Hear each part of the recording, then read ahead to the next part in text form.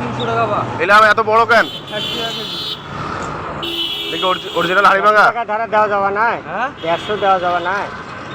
250 হচ্ছে না, হ্যাঁ আজ বাজার বেশি, আর 1800 টাকা 1600 টাকা ওঠে। মানে ওটাই পদাবন্ধতে হ্যাঁ এত দাম বেশি আস? ওর দাম আরো 1200 ভাই, কেন জানেন? হ্যাঁ। দিন কম সারে পানি কোনা বড়িয়ে হ্যাঁ আমরা পাকছে না। এইলে কি হাড়ি ভাঙা? হ্যাঁ ভাই, না, এটা বাড়ি। ওটা শো গাড়ি ভাঙ্গা, এটা হাড়ি এটা বেরিয়ে এত বড় কেন? এটা টিয়াপ নামছে।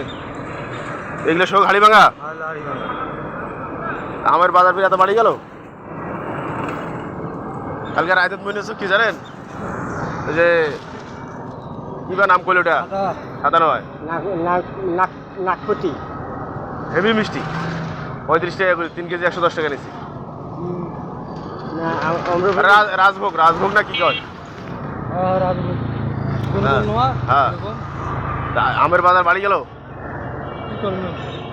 নাকি নেবেন তোরা? কম দামে তো বেচাই নি রে ভাই, কয়দিন হয়তো কম দামে তো বেচাচ্ছে। আমরা চাল 300 আর মুই কোনো 150। তাহলে হয় অত্যাধিক কম বেশি?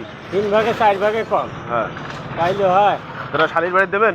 হ্যাঁ, এলাও দেন নাই?